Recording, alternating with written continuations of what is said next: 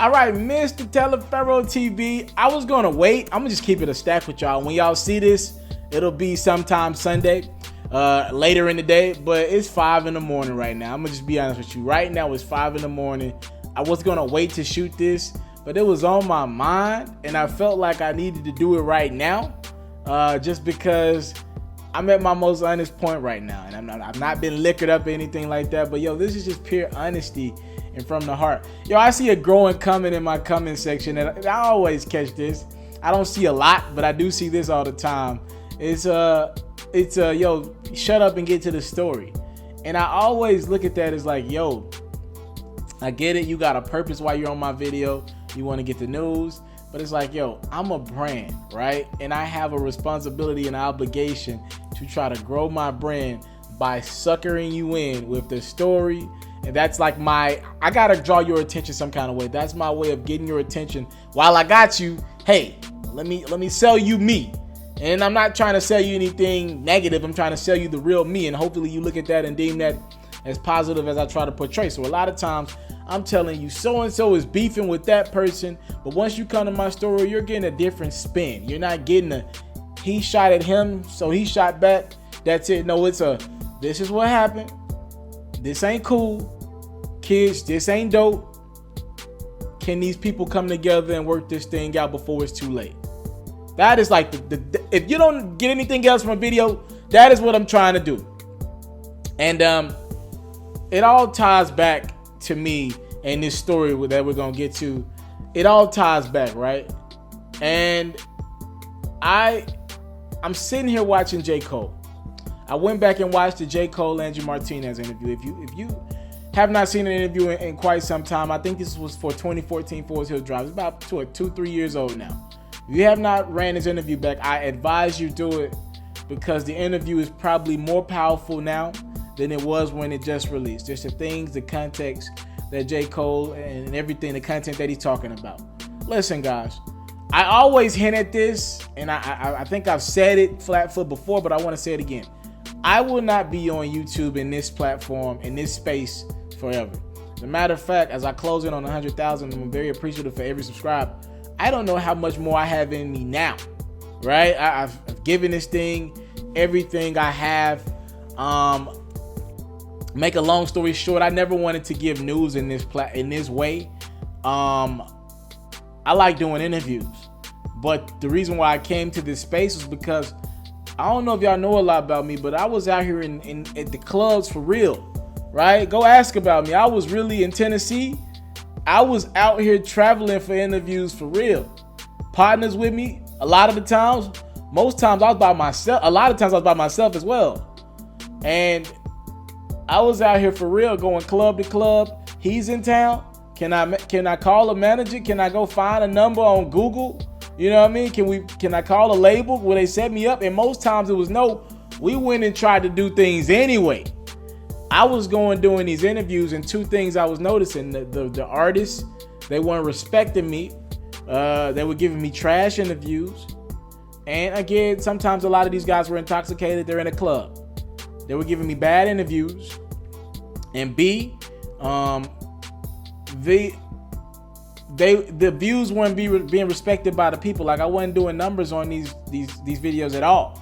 Like, you talking about somebody, and I was doing interviews with the Migos for a while, doing 20-30 views. Like, and these are videos where I'm giving my all to. I'm giving my money to get to these venues. I'm giving my gas. I'm giving, sometimes money to get into these clubs. I'm shooting. I'm giving my time. That's more valuable than anything. I'm shooting these performances, turning these things around for promoters, and I'm doing this while I'm still in college. I'm having to wake up, do a club Sunday night, and have to wake up for an 8 a.m. class. This is real. This is real out here. You know what I mean? Like, yo, a lot of nights I was out at the club on a Saturday night, and I was at a performance where the college crowd wasn't going to, and I was out trying to get shoot a performance and get an interview. Hell, homecoming weekend. This is a real story. Homecoming weekend at Tennessee a few years ago. I had to give up, and homecoming was pivotal for me. Anybody that's been in college, I know. Them homecomings, you anticipate them. It feels like they never get here. And then when the weekend actually get here, it just goes so quickly because you're intoxicated for a lot of it. Yo, homecoming weekend, back in my undergrad days, I gave up my Saturday of homecoming. I had an interview with Young Dolph. So I left the party. I couldn't drink that night because I had to drive. I left the party. That was my homecoming party with my college folk. I went and met Dolph and his team at the club. Shout out to Yo. And I interviewed Dolph at like 4 a.m. Like, that just shows you where I've been. I was like, yo, this interview can't do numbers. So I had to go backwards and realize, oh, you keep doing these interviews, you keep putting this energy out in the atmosphere, and you ain't getting that return on that. You gotta go make these rappers understand who you are, what's your opinion, and why when they see you, the interviews mean something, right? This is not anybody. This is somebody who people respect. People know he has a spot in the culture, right? That's what I wanted to say. So that's how I even came to this space. Sooner or later, I believe my spot will be respected in the platform. When I'm pulling up on somebody, it's already starting to happen, right? Lil Pump, I was at a World Star event, and when Lil Pump's guys seen me, they was like, yo, now we know you. Like, let's just do this interview at a later date. He kind of turned right now. That's what I wanted, right? That's what I wanted. And that's why I kind of pulled back and started this commentary space, right? And give you a little news and a lot of my commentary. And to tie all that in, I don't know how long I can do this. You know, it's just stuff I'm not passionate about. And I know me. When I'm motivated about something, I'm all in. That's why I've been motivated to get to 100K. We about to touch that really, really soon. When I'm not motivated, it's only a matter of time. I'm just telling you guys the truth. My mind kind of going back into the sports world right now, but I also have something dope that I'm going to release in 2018 that I've been working on. And I can't really speak on it now. I will soon. It's a very motivational thing. And my mind is on that right now. So I'm going to still do the hip hop stuff because let's call it spade a spade. It's paying my bills. But soon, very soon, I don't see myself in this space forever. I just never looked at myself as a YouTuber. Like, I'm a news outlet. I'm a brand, and we will be treated as such going forward, right? And I just pray wherever you guys get your news from. I know there's a lot of guys out there that deliver it on YouTube, and salute to all of them. I just pray that these guys have the decency to show their face to you guys.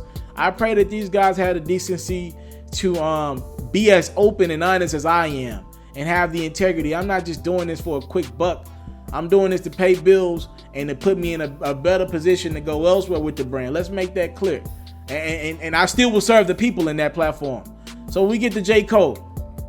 Like I said earlier, I watched his interview back.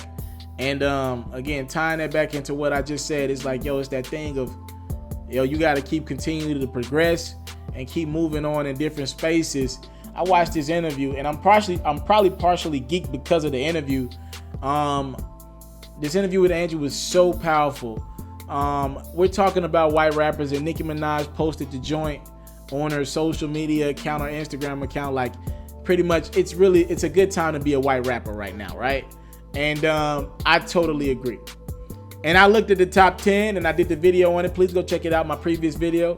And I looked at the top 10 in rap, and I was like, yo, this is really 70% white. Then somebody told me that Lil Pump was Hispanic. I didn't know what he consisted of. So we got one artist or one group on there with a rap record. We got about 70 to 80%, and then you can kind of count the NERD record which way you want to. I wouldn't call that rap at a core, right? That's like more of a fun, popish record. So you got one record in the top 10 of hip hop right now in R&B that's black, right? It's Amigos, Cardi B, and Nicki Minaj. And salute to one of my subscribers. She brought it to my attention. She was like, yo, the reason why this is the case is because we're mumbling now. And I looked up, I was like, yo, this is like she just really nailed it with this. I looked up and I was like, yo, the irony that the one artist right now in the top 10 that's black, the Migos are known for mumble rap, right? And if you look on the white side, hell, they got some of their most clear, I'm not saying these are conscious rappers for the most part. Eminem is very conscious, but they got some of their clear speakers in the top 10. If you look at I don't even remember it off my head. You look at Eminem, obviously he's a conscious, clear speaking white artist. G-Eazy is a very clear speaking artist. I'm not saying he's conscious, but he's very clear.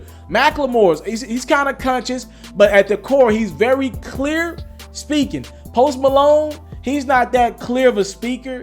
But I would say Post Malone is probably a little more clear speaker than the typical black artist, right? You got to give me that, right? Obviously not like the Coles and Kendricks. And when you start coming down into that world, I'd say Post Malone I can hear what he's saying more than I can hear like what a Thug is saying or a Future is saying. I'm just telling the truth right now. So I looked at that. I was like, yo, not only are the white rappers coming in and I mean, they're controlling the hip hop charts. Not only are they doing that, yo, we're switching with them. We're going backwards. Our only one in the top 10 is the Migos. And they're known for mumble rap. And salute to them. And Cardi and Nicki are on the record. And you can hear Cardi and Nicki 100% clearly. I'm just saying, from the Migos, our one black representation is mumble. And that's the symbolic thing of what has happened. We stopped talking with the conscious form of rap. We started talking with the mumble. And this side is like, yo, this was an easy, it was wide open for us to work it out and come in. Yo, I was a sports journalist. I'm gonna keep it honest with you. The reason why I walked into hip hop because it's wide open and there are no rules to it now. I'm just being honest. I ain't never just loved hip hop my entire life. Like I'm growing to love it now. But my whole life, I'm a sports geek. I worked at ESPN. I'm a sports geek, right? So I'm just telling y'all how, you know, where we're at with it and how easy it is to walk in the field. And I'm gonna get to more of what J. Cole said in a second. And let's not just blame this on the new kids. This is something that's been bubbling for a long time. Us not talking about anything on the records. Don't just go blame it on your Rich the Kid or Lil Pump. Don't do that, because we could really take it back to the 50 Cent Wayne era. A lot of guys owe some responsibility in how we got to this point. Don't blame it on these new kids that's just coming out today. It ain't all them. It ain't all them. Your favorite rapper had a part in this, probably for the most part. Let's make that clear. And don't not give Kendrick some blame as well. And Cole, I'm pretty sure he'll take a little responsibility as well. When you see a Kendrick get on a new Freezer record with Rich the Kid, what is he doing on a record like that? Let's make it clear. There's enough, Drake too. There's enough blame to go around to everybody. When you see a Big Sean, the caliber rapper that he is, when you see him on it, when do a whole collab tape with Metro Boomin, when it's pretty much Sean hopping in the Metro Boomin world, yo, everybody gets a little blame. And let's make it clear, me the consumer, I deserve blame too. Let me not act like I'm just this perfect person who don't listen to that stuff right now. I'm trying to warn you guys, one day I won't. Just putting it out, one day I won't. Just putting it out there in the app, one day I won't. And right now I do. Who the hell am I to lie? But every time I listen to it, no matter what the song is, if it ain't a purpose to it, slowly but surely, I might listen to it 8 times. The next time it come around and I'm in my zone, I might listen to that same record only 5 times. And when a new song comes around, next time a new record comes out, I might play it only 3 times. Till it gets to the point, and one day I'll get to the point where I don't play some of that music at all. Because the more I grow, you know what I'm saying, the more it just ain't for me right now. I ain't on it. Too much real shit going on in our communities for me to sit around and act like this music cool. And my platform cool, you know? I just got to keep it honest with you guys. I'm sorry. I wish I could come to you guys and lie to y'all, but I just owe y'all the truth at all times. So tie that into what J. Cole said. J. Cole, during that Angie Martinez interview, he said some real stuff. He said the system realizes I can sell this white person this music easier. It's just easier because this guy looks like the majority of America. It's not one person's fault that white rappers are going to outsell black. It's a product of a system that can capitalize more off of white artists. So when you see 70, 80% of the top 10 consisting of white artists, and I gotta agree with Cole on this, and he kind of put me up on game on this one. I'm not gonna lie to you. I learned in this interview. Yo, it's the system. Yo, let's just call a spade a spade. I did a World Star Hip Hop event about a couple months ago for A3C Weekend. Salute to World Star for bringing me out. Covered the event. Dope event. I'm watching this stuff though. I'm watching closely. I'm talking to these people. Y'all know who I am. I talk. I'm asking these people, who's your favorite artist? And guys ain't saying the rappers who really rapping. You know, they're starting to say, yo, you know, the blackest they going is like Chance the Rapper. You know, the blackest they going is like a rapper who we don't consider lyrical in our culture and don't have a purpose. And Chance has a purpose, you know, but some of it is tit for tat with Chance. They're slowly starting to weave us out. And when you go to these shows and you see artists named Lil Xan and you see what he's rapping about, you get it. It's turn up music. It is fun music. If it's on, I gotta catch myself turning up with it too. Let's make that clear. But slowly but surely, you see our culture changing. They don't need us. That's what Cole was trying to say. It's easier to sell to the majority, which is white. We're not the majority in this country. One of them, than it is to sell one of us. It is just a more simple process. That is a result of capitalism. And that's the society that we're in. It is all about that dollar and what can make that dollar the quickest. And if we got to choose between the black artist who's talking about the struggles of his community and the white artist who is talking about absolutely nothing, we're going to pick the white artist. Even better, if we can combine the two and get the black artist who is absolutely talking about nothing, pretty much the same thing as the white artist, oh, we're taking that. And we'll take that over anything else. But if we can't get that, we'll take the white artist. We'll take the white artist straight up, because now there's a fan base for that. Now hip hop is the norm. And just go watch that interview back. Cole talked about how it's not just hip hop happening now. Yo, I think he gave it 30 years before hip hop is completely white. I think he might have said that. Don't quote me on that. Yo, look at it. Look around. Jazz. This was a black man's league. Jazz was a black person's cry for help. What we use to talk about our situations and problems. Even country music. Go do your research. Tie right back to us. Every time our race makes something cool, it gets taken by another culture and they milk it. And I think Cole used the term pimp it out to the point we leave it alone and then we'll go create something new and then the white race will follow. And everybody who knows me, you know I'm not racist. I have no racist bones in my body. I don't even want to hit you with the my best friend's black. My best friend not black. I mean, I don't want to hit you with the best friend is my best friend is white. I don't even want to hit you with that. My best friend's not white, but I'm not a racist by any means. I mean, I like people for people. It's just the reality of the situation. So I'm not even coming from that space. By the way, my best friend's black. I'm not coming from that space. I'm just coming from a real space. And when you hear J.Cole talk about this stuff in detail, and when you hear people like me talk about this stuff in detail, yo, just know what's happening. Know Nicki heart was in the right place. It is a great time to be a white artist in hip hop. But you know, a part of it is because we're always so willing to let everybody else into our culture. We don't check anybody anymore. Anybody can do whatever the hell they want. And that's how we wanted it, right? That's how you want music. It's an art form, right? And blame Kanye West for being somebody who just knocked down so many barriers for so many artists. I mean, it's where we're at right now. You guys can talk to me in the comment box below. I know this was a bit much, but I salute J. Cole for his message. And man, this is a lot. So when I said I go in more detail about what I meant in that video yesterday about Nicki getting upset about white artists controlling that top 10, yo, this is just the beginning. We are not done yet. They don't need us.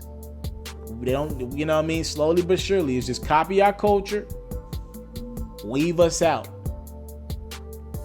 The culture ain't ours no more, but you don't need us to sell out shows. You don't need us to buy music. Between kids and the white audience, heck, some of our own people enjoy listening to that more than they listen to us now. It is where we're at, and it's where we're heading. It's just the beginning. It's going to get worse, and this is not a new thing that's happened. This is something that historically has repeated itself time and time again, salute to Cole. And salute to Nicki even for bringing this up. This is a big deal. And I think radio stations will be on break next week. But, this needs to get addressed. And I wish more people talk about it. It probably won't be a conversation until after they get back for their 3-week hiatus. Probably won't even be a conversation then. But, it's a big one. And as people, we got to address it. Because we're dealing with it.